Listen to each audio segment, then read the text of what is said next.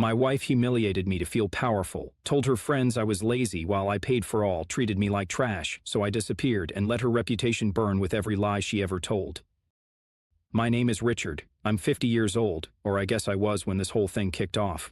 If you're wondering how someone like me ended up walking out on their family without a word, well, it wasn't one big moment. It was a slow boil.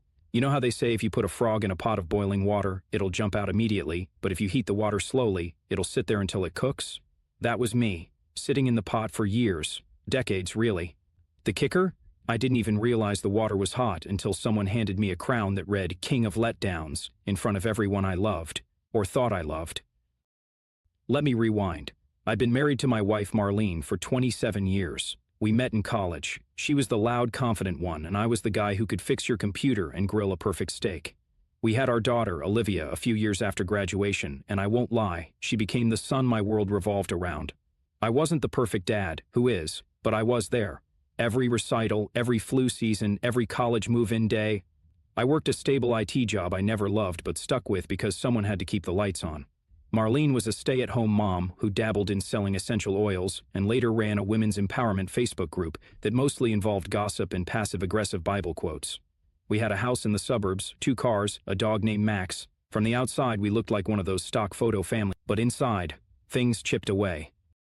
It started small. Marlene would interrupt me constantly, like my voice didn't matter.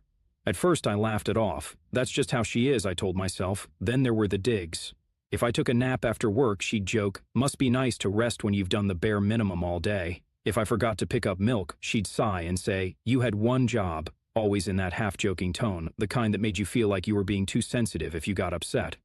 I started noticing how often Olivia would roll her eyes when I tried to give her advice, or how my suggestions were always the ones ignored at family meetings until someone else repeated them louder. I wasn't a victim. Not really. I was just a placeholder. A background character in my own life. So, when my 50th birthday came around, I didn't expect much. Maybe a dinner, a quiet cake, just a night where I'd feel seen. Instead, they threw a surprise party at our house. Everyone was there. Marlene's book club, Olivia's friends, even my younger brother Jeff, who never showed up to anything unless it involved free booze. They had streamers, balloons, a Happy 50 banner, and a grill already prepped with ribs and burgers that I, apparently, was supposed to cook. No one asked me if I wanted to cook on my own birthday, but I smiled because that's what I do. The crown came out about halfway through. It was Olivia's idea. A paper Burger King-style crown glittered in red and gold with thick marker letters that read King of Letdowns. Everyone howled with laughter. Marlene clapped like it was the best joke she'd ever heard. Even Jeff leaned over and said, "Damn, bro, that's cold." But kind of true, right? I laughed too, a short, stiff laugh, the kind you let out when your stomach's twisting but you don't want to make a scene. After I grilled the food, I was the one taking group pictures. "Dad, take one of us," Olivia shouted. "And one more. Make sure everyone's in it." I wasn't in a single photo that night. Not one. When it was time to cut the cake, someone shouted, "Make a wish, Rick. Wish for a personality." More laughter. My hands clenched around the knife, but I smiled again. I always smiled. Later that night, after everyone left, I was still cleaning up. Marlene was scrolling through her phone on the couch, barefoot, a drink in hand. I asked her, "Hey, did you really think the crown was funny?" She didn't even look up, just said, "It was just a joke, lighten up." That night, after she went to bed, I sat in the dark and stared at the blinking cursor on a travel website. I didn't know where I was going, just that I was going. Yeah, I took the dog. No one even noticed until I was gone. I left a note, nothing dramatic, just, "I need to go. I don't think I've ever really been happy. Take care of yourselves. Richard." I put it on the kitchen counter with my house key. 2 weeks later, Olivia's post popped up on Facebook, a photo of us at her high school graduation, one of the rare ones where I was allowed in the frame, with a caption that read, "If anyone sees my dad, please tell him we're sorry. We didn't realize how much we took him for granted. We just want him to come home." The comments were filled with shock and sympathy, people saying things like, "He always seems so quiet," or "You never know what someone's going through." Jeff chimed in with, "Man, I miss my big bro. Hope you're okay out there." The same guy who called me a doormat at least 3 times during the party. I didn't reply. Not yet. I wasn't ready. See, what they didn't know is that me leaving wasn't the end. It was just the start. A start of something they weren't expecting. I wasn't just disappearing. I was planning something because, while I sat in that tiny Oregon diner, eating peach cobbler and watching the rain slip down the window, something inside me finally snapped into focus. All those years of being overlooked, dismissed, laughed at, they weren't going to get away with it forever. So, I started writing. Not just journaling, but really writing. Everything I had done, everything they had said. I started with a list, every single time I had bent over backward for them, paid off Jeff's debt, helped Marlene's mother into a nursing home, co-signed Olivia's car loan, all the sacrifices. And then the crown, the cake, the pictures I wasn't in, the joke I was supposed to laugh at. The best part? I had the receipts, literal receipts, emails, bank statements, screenshots, and I knew exactly what to do with them. But that's for later, because just when I thought I'd finally gotten the space to breathe, something happened that flipped everything again, something I didn't see coming. And that's where things really started to spiral. 2 weeks into my self-imposed exile, I had just started settling into a rhythm. Wake up early, walk Max around the foggy streets, brew coffee that didn't taste like burnt regret. Write, eat, read, sleep, repeat. For the first time in what felt like decades, my chest wasn't weighed down with invisible bricks. I wasn't smiling just to keep the peace. I was quiet, but it was a peaceful quiet, not the suffocating kind. The town I landed in, Ashbrook, was one of those blink-and-you-miss-it places. One main street, a gas station that also sold bait, and a diner called Rosie's, where the waitresses called everyone Hun and the jukebox only played music from before 1985. I rented a tiny furnished studio above an antique shop. The landlord was a retired mechanic named Daryl, who reminded me of the kind of dad I always wanted. Direct, but kind. He didn't ask questions when I told him I needed a place fast and paid the first 3 months in cash. It should have been enough, just laying low, healing, figuring myself out, but then I got the email. The subject line was, urgent, about Dad. It was from Olivia. I stared at it for hours before I clicked it, my finger hovering over the trackpad, heart pounding, Max's tail thumping lazily beside me like a metronome. When I finally opened it, the first line was, please don't delete this. She said she didn't understand at first, that the party had just seemed like harmless fun, a little roast to lighten the mood, that she didn't realize the crown would hurt me, that she thought I always took jokes well. She apologized, not for the first time apparently. She said she'd been calling, texting, posting, but this was the first time she didn't try to justify it. The email ended with, you were always the one holding us together, and we let you become invisible. I'm sorry, Dad, I miss you. I didn't reply, not because I didn't feel anything, but because I felt too much. So I just saved the email and went back to my writing because, by that point, the revenge plan was already in motion. I don't mean petty revenge, not slashing tires or draining joint accounts. I mean clean, undeniable consequences. I wanted them to understand what they'd lost, not just emotionally, but practically, financially, socially. I built more of their lives than they realized, and now I was going to let them feel what happened when I stopped. The first thing I did was call our financial advisor, Dale. We'd worked with him for years. I told him calmly that I wanted to remove my name from all joint accounts and transfer my investments to a new individual portfolio under my name only. He paused. Richard, you sure? That's a big step. I'm sure. Does Marlene know? She will. The second thing I did was contact the mortgage company. The house was technically in both our names, but I'd been the sole payer for the last 15 years. I had the bank records to prove it. I stopped the automatic payments, same for the utilities. I knew Marlene didn't even know how to log into the billing portals. I'd set them up and maintained them all myself. She hadn't paid a single bill since 2007. I gave it 3 days. On the 4th, my phone, finally powered on again, buzzed with 20 missed calls from her number and 3 voicemails. I didn't listen to them. I just blocked the number. Then came the Facebook messages. First from Jeff, yo bro, we gotta talk, everything's falling apart, call me. Then from her, what are you doing? This isn't funny anymore, come home, we need to figure this out. And finally, a public post. Marlene, ever the queen of vague drama, posted, when someone you love chooses to abandon their family instead of talking like an adult, it says more about them than you. Here came the flood of sympathetic comments from her church friends and MLM squad. But what struck me were the comments underneath, those quiet ones from people I barely remembered. A former coworker of mine, I always thought Rich deserved better. Hope he's doing what's best for him. Another, I saw what happened at that birthday party. It wasn't okay. Marlene deleted the post within hours. But then the real unraveling began. Jeff, who had come to rely on me bailing him out of everything, from credit card debt to car repairs, suddenly found himself denied when he applied for a loan. Turns out, co-signers matter. Olivia's car loan payments were still being drafted from the joint account, until they weren't. Her next payment bounced. I wasn't being cruel, I just stopped carrying weight no one acknowledged. The tipping point came 2 weeks after the birthday party. I got a certified letter, forwarded from our old address to my studio in Ashbrook. It was from Marlene's lawyer. She was filing for separation, but not just that. She was claiming emotional abandonment, seeking alimony, and trying to argue that since she had been a stay-at-home mother, she was entitled to the majority of our assets. I laughed. I actually laughed out loud because I knew something she didn't. I'd been documenting everything for years, not out of malice, just out of habit. Every tax return, every check, every tuition bill, even every time I fixed her mother's leaky roof or rewired the laundry room. I hired my own lawyer, a quiet, methodical guy named Arthur who loved facts more than drama. When I met him, I handed him a thick folder of documents and a USB drive. He whistled. "This is thorough." "I'm an IT guy," I said.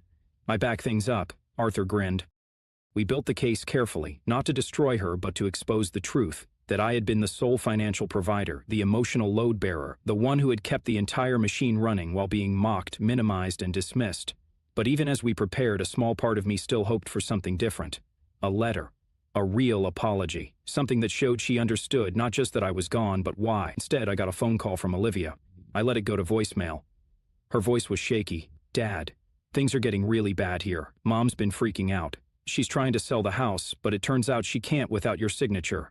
Jeff's staying with us, and they're fighting constantly. I don't even feel safe. Please, please, call me." And then she whispered, like she didn't want anyone to hear, "I think I'm starting to understand why you left." I sat there, staring at the phone.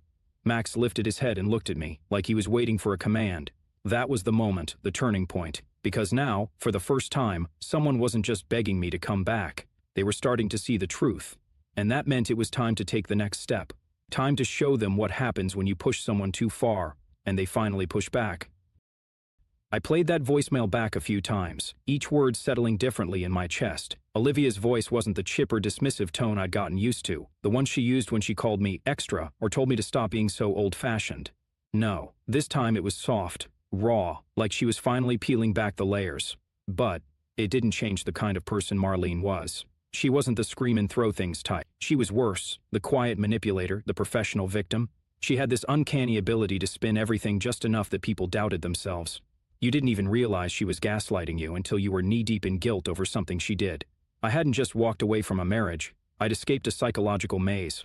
And now, watching her world slowly fall apart without me holding the beams up, it wasn't satisfying in the way revenge usually is in movies. It was clarifying. But Olivia was different. At least, I wanted to believe she was. And the voicemail, that was the first breadcrumb. I wasn't ready to call her back, but I did something I hadn't done since I left. I sent a reply, just a text. "I heard your message. I'm okay. I'm not ready to come back, but I'm listening." No response for hours. Then, "Thank you, just knowing that helps." Small step, but a step. Meanwhile, things on Marlene's side were unraveling faster than even I predicted. The next move in the game came when Arthur, the lawyer, filed a formal motion to contest the financial claims and the separation filing. We attached copies of my pay stubs from the last 20 years, a breakdown of every expense covered solely by me, and my favorite part, a year-by-year log of the money I funneled into Jeff's black hole of debt. Marlene had claimed I'd been emotionally absent for years. Arthur counted with birthday videos, vacation photos, text messages, and even therapy invoices where I'd paid for Olivia's counseling after a high school breakup. He built the case like a house of cards, one brick of proof after another, until the foundation of her story started to shake. I wasn't trying to win custody. There was no child involved. I didn't want the house. I didn't even want revenge in the financial sense. I just wanted the truth to be undeniable. I wanted her to stand in court and have to explain why she thought a man who did everything for his family deserved a crown that called him a failure. Word started to spread among the extended family. My cousin Teresa reached out. I always thought Marlene was intense. We just didn't say anything. A couple of Olivia's old teachers sent me private messages on Facebook. "You were always at parent-teacher night, never missed one." Some kids don't have that. Olivia was lucky. Funny how people see things in hindsight. One morning, about 6 weeks after the party, I got an email from Marlene herself, not through a lawyer, just her. The subject line was empty. The body of the email said, "I miss you. Even now, I don't understand why you didn't just tell me how you were feeling." That line, that single sentence, it set something off inside because I did tell her. 1,000 times in 1,000 ways. Through tired eyes and long sighs. Through standing in the rain with a flat tire while she stayed warm at home. Through late-night grocery runs when Olivia was sick and Marlene was too tired. through giving up my dream of starting my own business because her essential oil store needed funding. But I never yelled. I never accused. I never made a scene. So, to her, I never said anything at all. I didn't reply to the email, I just forwarded it to Arthur. "She's still not getting it," I wrote. And then, just when I thought things couldn't twist any harder, Olivia showed up. It was a Saturday morning, rainy as always, and I was coming back from the diner with a box of leftover biscuits for Max. I saw the rental car parked crooked in front of the antique store, and then I saw her, leaning against the hood, hoodie up, arms crossed, same expression she had when she was a teenager, and I told her she couldn't go to a concert on a school night. I stopped in my tracks. She looked up. "Hey!" Max let out a soft bark and trotted over to her. She knelt down and scratched his head. "He remembers me.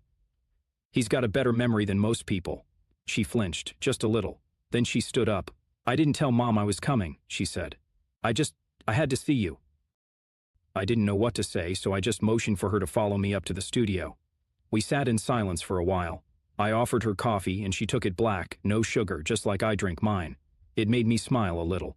Finally she said, "I didn't get it before, not really. I thought you were just being dramatic leaving like that, but now—" She stared into the coffee. "Now Mom cries every day, but not because she misses you, because the credit card bills are piling up, because Jeff won't stop drinking in the basement, because the house is cold and she doesn't know how to reset the thermostat." She looked at me. "She misses the benefits of you, not you." I didn't say anything, I just let her talk, and I think I was starting to turn into her, she whispered, "making fun of you, dismissing everything. I didn't realize how much I took you for granted until you were just gone." She looked around the small space, books piled on the desk, a half-finished jigsaw puzzle on the coffee table. "It's not much," she said, "but it feels more like a home than our place ever did." That got to me. I leaned back, arms crossed, unsure of how to respond. I didn't want to comfort her, not yet. I wanted her to sit in that discomfort because that's what I had done for years. But then she asked something I wasn't ready for. "Are you coming back?" I looked out the window, rain tapping gently on the glass. A slow breath. She didn't press, she just nodded, then stood up. Before she left, she paused at the door. "I hope someday I earn the chance to be part of your life again." And then she was gone. I stood there for a long time. The next morning, I called Arthur. "It's time," I said. "Let's go to court." "What happened next?" "Well, it changed everything." 3 months later, I stood outside the courthouse in my one decent suit, the same one I wore to Olivia's graduation, back when I thought everything I did mattered. My palms were dry, my breathing steady. Funny, I thought I'd be nervous, but I wasn't. Not anymore. I wasn't the man who laughed off insults and apologized for existing. I'd taken 30 years of being sidelined and turned it into something sharper, something stronger. This wasn't about revenge anymore. It was about reclaiming my voice. The courtroom wasn't packed, just a few bored lawyers, a sleepy court clerk, and, across the aisle, Marlene. She was dressed like a widow in a Hallmark movie. Black dress, fake tears and all. She looked at me with a mix of contempt and desperation, like she couldn't decide if I was the villain who'd ruined her life or the tool she'd lost and suddenly needed again. When the judge asked us to speak, her lawyer went first. He painted a picture of a man who abandoned his family without notice, of a woman who had sacrificed her career for the household, and of a daughter left emotionally wounded. Marlene even dabbed her eyes at that part. I kept my face blank. Then Arthur stood up. He wasn't flashy, just deliberate. He walked the court through the timeline, the years of financial support documented in meticulous spreadsheets, the text messages, photos, and family events I had organized and paid for, the debt I took on to cover Jeff's messes, the tuition, the car loan, the groceries, the bills. He showed the court the king of letdowns crown, yes, we submitted it as evidence, and read aloud the text messages and social posts that followed. And then he said the line that stuck with everyone. My client didn't abandon his family. He simply stopped participating in a performance where he was always the punchline and never the star. Marlene tried to interrupt, something about context and just a joke, but the judge cut her off. In the end, the court ruled in my favor. The house would be sold and the proceeds split 70-30, heavily skewed toward me due to documented financial contribution. Marlene's request for alimony was denied, citing lack of effort to gain employment despite a healthy, able-bodied status. The court also found her claims of emotional abandonment unsupported by any evidence other than subjective testimony. Jeff was ordered to repay the $18,000 I had covered for his debts. I knew I'd never see that money, but it was never about that. It was about the record, about finally having someone say, on paper, that what I gave mattered. After the hearing, Marlene caught up to me in the hallway. "This isn't fair," she hissed, her voice shaking. "You made me look like a monster." I looked her straight in the eyes, for the first time in years. "You didn't need my help with that." She flinched like I'd slapped her, then turned and walked away. A week later, I signed the final documents and officially transferred my name off the house. I wired Olivia the money to finish paying off her car, but with a condition. She needed to manage her own payments going forward. She accepted without argument. We stayed in touch. Not every day, not even every week, but she started calling. Not to ask for anything, just to talk. To tell me about her day, her job, her thought. Once, she even asked for advice. That one nearly made me cry. I stayed in Ashbrook. I still walk Max every morning, drink diner coffee, and read books I never had time for. I got a part-time job fixing old electronics at a repair shop. It doesn't pay much, but it pays enough. More importantly, it doesn't cost me myself. One evening, Olivia visited again. She brought peach cobbler from Rosie's and sat on my porch, feet dangling off the edge. "You're not who I thought you were," she said quietly. "You're more. I just didn't see it until you stopped letting us walk all over you." I nodded. "I wasn't angry when I left. I was just done." "I'm glad you were," she said, "because now I get to actually meet you." The sun dipped behind the hills, casting long shadows on the street below. "You think you'll ever move back?" she asked. I smiled and shook my head. "I'm already home." Because home, I finally understood, isn't where people expect you to be. It's where you get to be yourself. And for the first time in 50 years, I finally was.